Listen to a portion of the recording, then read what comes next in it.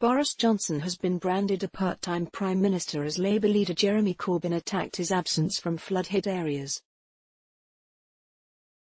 In his first public appearance for the past 12 days, Mr Johnson came in for fierce criticism from Mr Corbyn over his response to widespread flooding across the UK. The Labour leader accused the silent Prime Minister of sulking in a Grace and Favour mansion in Kent during last week's parliamentary recess, when Mr Johnson ignored calls to visit affected communities.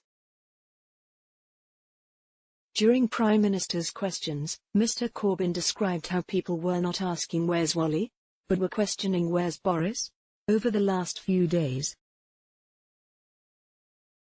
Image: Boris Johnson defended his government's response to widespread flooding, referring to how Mr Johnson did visit badly hit areas in the last flooding crisis in November. Mr Corbyn said, "The Prime Minister was keen to pose for cameras when there was a crisis during the election advertisement, but he often goes AWOL. He was late to respond to the London riots because he was on holiday. He was on a private island when the Iranian general was assassinated, and last week he was with his head in the sand in a mansion in Kent." He added, "How can the country trust a part-time Prime Minister?" More from Boris Johnson. Listen to Sophie Ridge on Sunday on Apple Podcasts, Google Podcasts, Spotify, Spreaker. Mr Johnson said he was very proud of the government's response to flooding, saying there had been a constant stream of ministerial activity since the latest crisis began. He also dismissed Mr Corbyn's criticism that the government had not called a meeting of its emergency Cobra committee to respond to the floods. Flood victim offers to buy PM a pint if he visits, highlighting how the National Flood Response Centre had instead been coordinating the response to the crisis. Mr Johnson quipped, "Cobra is a reference to Cabinet Office Briefing Room A. It is not the only room in which meetings can take place." The Prime Minister added, "Not only have we been investing massively in flood defences and compensating those who suffered from flooding, but we have been stopping the early release of terrorists. We restored the nurses' bursary, we're beginning work on 40 new hospitals, we're recruiting 20,000 more police officers."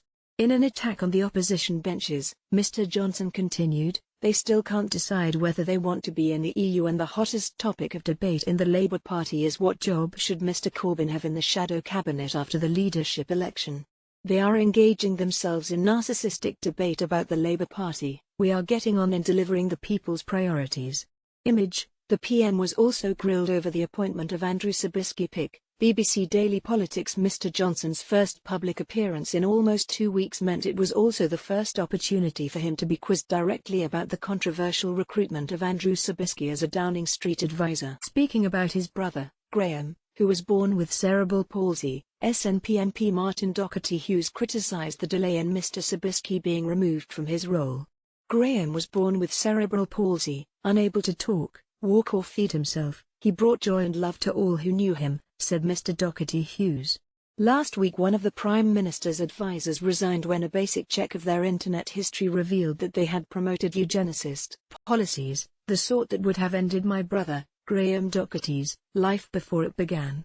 He asked why Mr Sabisky was not removed immediately from his role when his abhorrent views became apparent.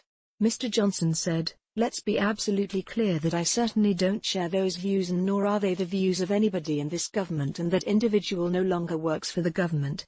Let's block ads. Why?